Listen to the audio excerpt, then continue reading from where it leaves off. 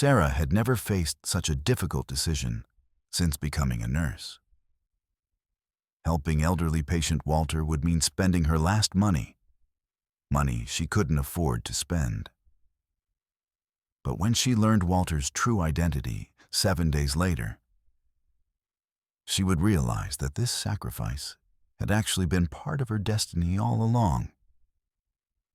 The clock on the wall of St. Mary's Hospital read 2:47 a.m.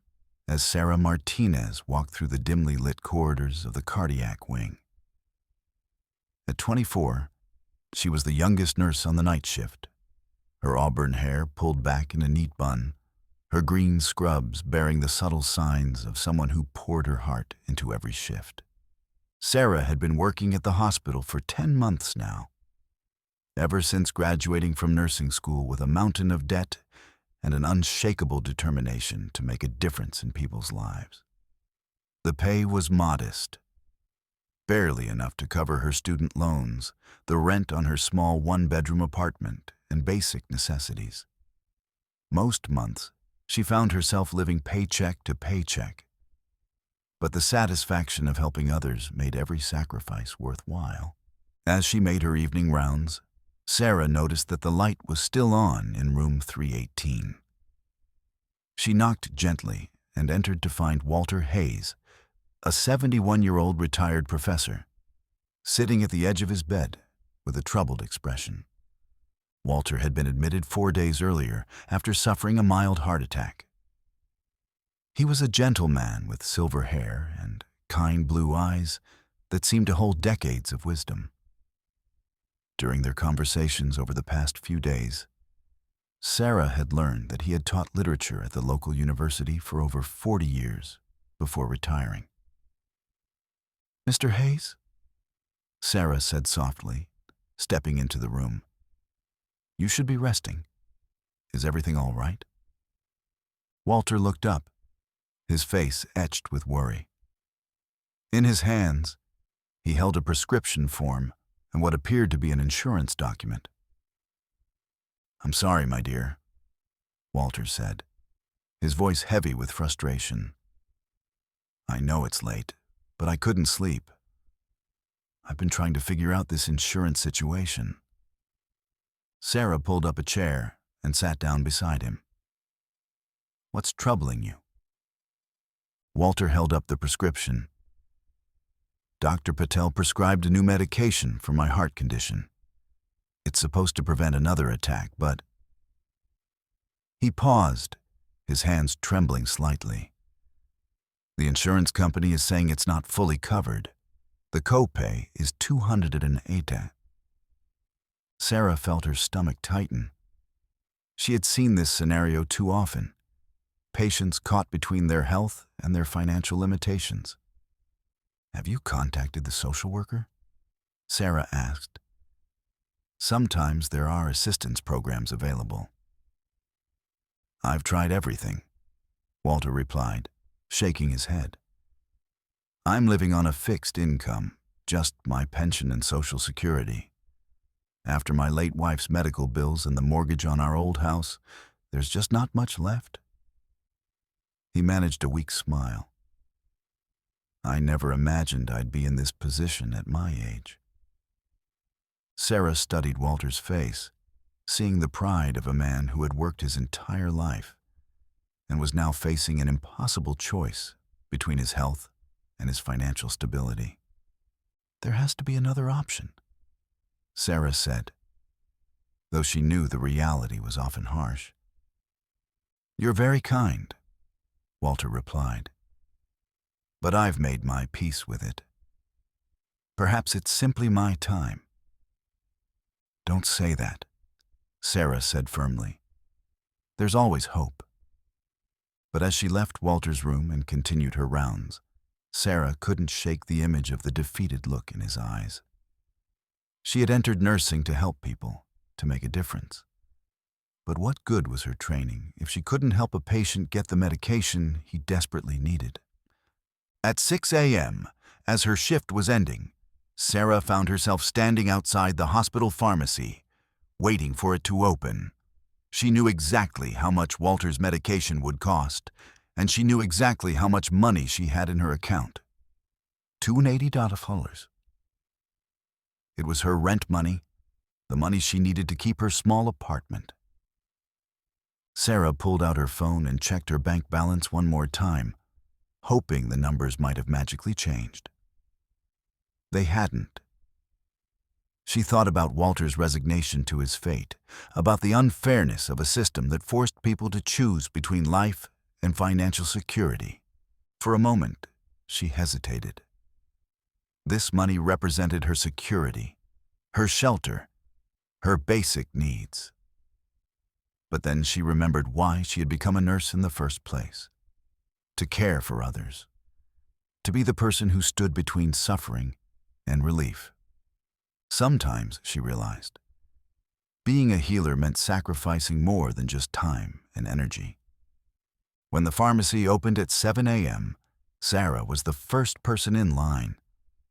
The pharmacist, Mr. Chen, recognized her from her frequent visits to pick up medications for the ward. "Early morning, Sarah?" he asked with a friendly smile. "I need to fill this prescription," Sarah said, handing him Walter's form. "For Walter Hayes in room 318. Mr. Chen looked at the prescription and then at Sarah with a puzzled expression. "This isn't in your name. Is Mr. Hayes unable to come down himself?" "He's having some difficulty with insurance coverage," Sarah explained carefully. Understanding flickered in Mr. Chen's eyes. He had worked in a hospital pharmacy long enough to witness the countless small tragedies that played out when patients couldn't afford their medications. "Sarah," he said gently, "this medication costs $280. Are you certain about this?" Sarah's hand trembled as she reached for her debit card. "I'm certain." As Mr. Chen processed the payment, Sarah felt a mixture of determination and anxiety wash over her. She was now officially broke, with no money for rent, groceries, or any other expenses until her next paycheck in 2 weeks. But as she thought about Walter's face, about the hope this medication could provide, she knew she had made the right choice. That evening, when Sarah returned for her shift, she went straight to Walter's room. She found him reading a worn copy of poetry, his reading glasses perched on his nose. "Mr. Hayes," she said softly, "I have something for you." Walter looked up as Sarah held out a small pharmacy bag. His eyes widened as he read the label with his name and the prescription information. "I don't understand," he said, setting down his book. "How is this possible?" "Your medication?" Sarah said simply. "The insurance issue has been resolved." Walter's hands shook as he accepted the bag. "Miss Martinez, what did you do? How much did this cost?" "You don't need to worry about that," Sarah replied. "Just focus on taking the medication as prescribed and getting better." Tears welled up in Walter's eyes as he held the medication. "You did this, didn't you? You paid for this yourself." Sarah didn't deny it. She simply sat down in the chair beside his bed. "Why?" Walter whispered, his voice thick with emotion. "Why would you sacrifice your own money for a stranger?" Sarah was quiet for a moment, considering her answer. "Because sometimes taking care of others means more than just checking vital signs and dispensing pills. Sometimes it means being willing to give of ourselves." Walter wiped his eyes with the back of his hand. "I don't know how to thank you." "Get better," Sarah said. "That's all the thanks I need."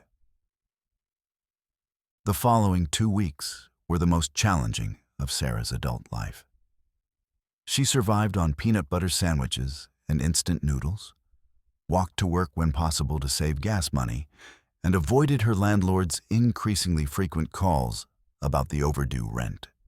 Despite her own struggles, Sarah checked on Walter during every shift. The medication was working remarkably well. His color had improved, his energy levels were higher, and his overall prognosis was excellent. He had even started taking walks around the hospital corridors, striking up conversations with other patients and staff members. "You saved my life," Walter told her one evening as she checked his blood pressure. "The medication saved your life," Sarah corrected. "I just helped facilitate that." "No," Walter said, his blue eyes serious. "You did far more than that. You restored my faith in humanity." Sarah smiled. Though privately she was calculating whether she had enough change in her car's cup holder to buy a cup of coffee from the vending machine. It was during this period of financial stress that Sarah's supervisor, Patricia Williams, called her into the office. "Sarah, I need to discuss something with you," Patricia said, gesturing for her to sit. Sarah's heart raced, wondering if somehow her financial transaction for Walter's medication had come to light and created ethical concerns. "I've been receiving remarkable feedback about your patient care," Patricia continued. "Walter Hayes in particular has been telling everyone who will listen about the exceptional care you've provided." Relief flooded through Sarah. "I just try to do my best for every patient." "It's more than that," Patricia said, leaning forward. "Which is why I'm nominating you for the hospital's Excellence in Nursing Award. It comes with a $3,000 scholarship for continuing education." Sarah's eyes widened. $3,000 would solve her immediate financial crisis and provide a buffer for the future. "Patricia, I don't know what to say." "Say you'll keep being the nurse you are," Patricia replied with a warm smile. "The awards committee meets next week, but given the feedback I've received, I'm confident in your chances." A week later, Sarah had just returned home from work when she heard a knock at her apartment door. She opened it to find a woman in her early 40s, elegantly dressed, with silver-streaked hair and familiar blue eyes. "Are you Sarah Martinez?" the woman asked. "Yes," Sarah replied cautiously. "Can I help you?" "My name is Elizabeth Hayes Morrison," the woman said. "Walter Hayes is my father." Sarah's breath caught. "Is your father all right? Is something wrong?" "On the contrary," Elizabeth said with a smile. "May I come in? I have something important to discuss with you." Sarah led Elizabeth into her small living room, offering her a seat on the second-hand couch. "My father told me everything," Elizabeth began, "about his medication, about your incredible generosity.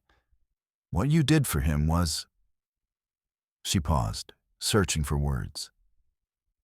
"It was beyond anything we could have hoped for." Sarah shifted uncomfortably. "I just did what anyone would do." "No," Elizabeth said firmly. "You did what very few people would do. You sacrificed your own financial security for a stranger's well-being." There was something in Elizabeth's tone that suggested this conversation was leading somewhere significant. "Sarah," Elizabeth continued, "there's something you don't know about my father. Something he probably didn't mention during your conversations." Sarah waited, sensing that whatever Elizabeth was about to reveal would be important. "My father isn't just a retired literature professor," Elizabeth said. "Before his academic career, he founded Hayes Educational Foundation. It's one of the largest scholarship funds for healthcare workers in the country." Sarah's mind reeled as she processed this information. When Dad retired from teaching, he stepped back from the foundation's day-to-day operations. but he remained actively involved in selecting scholarship recipients. He's always believed that the best healthcare workers are those who demonstrate not just skill, but genuine compassion. Elizabeth reached into her purse and pulled out a folder. For the past 5 years, Dad has been looking for someone special, a healthcare worker who embodies the values he wants the foundation to support. Someone who puts patients before profit, who sacrifices for others without expectation of reward. Sarah's heart began to race as she began to understand the implications. When you spent your last $280 on his medication, Elizabeth continued, Dad knew he had found that person. But he wanted to be certain, so he observed you for the past 3 weeks. He saw how you continued to care for him despite your own financial struggles. He watched you work extra shifts, walk to work to save gas money, all while maintaining the same level of compassionate care for every patient. Elizabeth opened the folder and pulled out an official document. Sarah Martinez, the Hayes Educational Foundation, would like to offer you a full scholarship for your master's degree in nursing, plus a $50,000 grant to establish your own patient assistance fund. Sarah stared at the document, unable to believe what she was reading. There's more, Elizabeth said with a smile. The foundation is also offering you a position as Director of Compassionate Care Initiatives. You would travel to hospitals across the country, training other healthcare workers in patient advocacy and establishing assistance programs for patients who can't afford their medications. Tears streamed down Sarah's face as the magnitude of what was being offered sank in. I don't understand, she whispered. Why me? Because, Elizabeth said gently, you prove that you have something that can't be taught, a heart that puts others before yourself. Dad says you reminded him why he started the foundation in the first place. Sarah looked at the documents through her tears. Your father knew all along. He knew he could afford the medication. He suspected he could work something out, Elizabeth admitted. But he also knew that watching how you responded would tell him everything he needed to know about your character. And you exceeded every expectation. 2 months later, Sarah stood in the conference room of the Hayes Educational Foundation headquarters, looking out at a gathering of nurses, doctors, and healthcare administrators from hospitals across the region. She was presenting the pilot program for patient medication assistance that would be implemented in 20 hospitals over the next year. Walter sat in the front row, healthy and beaming with pride. Beside him sat Elizabeth and the other members of the foundation's board of directors. The program is simple, Sarah explained to the audience. We establish emergency funds at each participating hospital to help patients who can't afford their medications. But more importantly, we train healthcare workers to recognize the signs of financial distress and to advocate for their patients. After the presentation, Walter approached Sarah with tears in his eyes. I'm so proud of you, he said. You've taken one act of kindness and multiplied it into something that will help thousands of people. Sarah hugged the man who had unknowingly changed her life. I learned from the best teacher. You already had everything you needed, Walter replied. You just needed the opportunity to show it. As Sarah looked around the room at the healthcare workers who were excited to implement the new program, she thought about the night she had stood outside the pharmacy, weighing her decision to spend her last $280. She had thought she was simply helping one patient get his medication. Instead, she had discovered her true calling and found a way to help countless others in similar situations. 1 year later, Sarah returned to St. Mary's Hospital, not as a staff nurse, but as a consultant implementing the patient assistance program. The fund had already helped over 500 patients afford their medications, and the model was being adopted by hospitals nationwide. As she walked through the familiar corridors, Sarah stopped by the cardiac wing where her journey had begun. She found Patricia Williams, her former supervisor, updating patient charts. "Sarah!" Patricia exclaimed, giving her a warm hug. "How wonderful to see you. How is the new position?" "It's everything I dreamed of and more," Sarah replied. "I get to help patients like Walter every day." "Speaking of patients," Patricia said with a knowing smile, "there's someone in room 318 who's been asking about you." Sarah walked to the room and found Walter sitting in a chair by the window, reading to a young patient in the neighboring bed. He looked up as she entered, his face lighting up with joy. "Sarah, what a wonderful surprise." "Just checking on our pilot program," Sarah said, "and on my favorite patient." Walter chuckled. "I'm not a patient anymore, just a volunteer. I come in twice a week to read to the children in the pediatric wing. And to keep an eye on the patient assistance fund," Sarah added with a grin. "Guilty as charged," Walter admitted. "Someone has to make sure they're following the protocols you established." As they talked, a young nurse approached them hesitantly. She looked to be about Sarah's age when she had first encountered Walter. "Excuse me," the nurse said.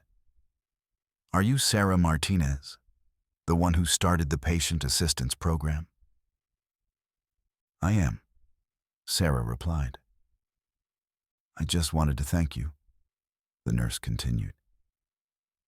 "Last week, I was able to help an elderly man get his diabetes medication through the fund. He cried when I gave it to him. He said it was the first time in months he could afford his insulin." Sarah felt tears welling up in her eyes. "That's why we do this." After the nurse left, Walter placed a gentle hand on Sarah's shoulder. "Do you ever regret it?" he asked. "That night when you spent your last 280s?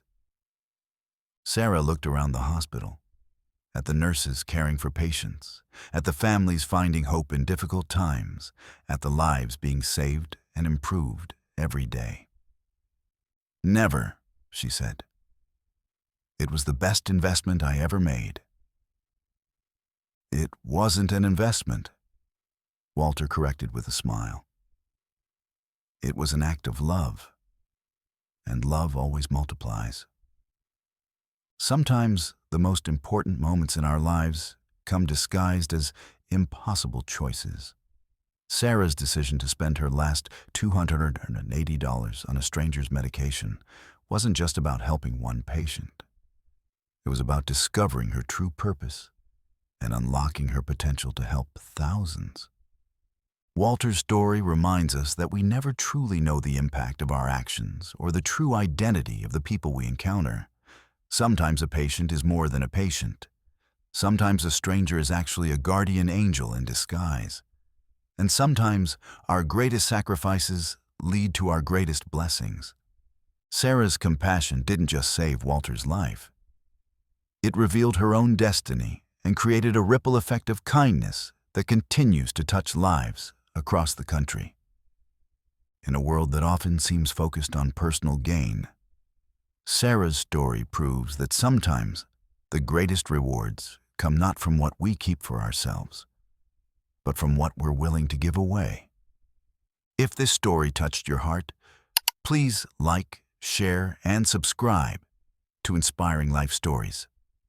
Remember, your next act of kindness might just be the beginning of something extraordinary. Thank you for watching, and never forget, the love you give away today might just come back to you in ways you never imagined.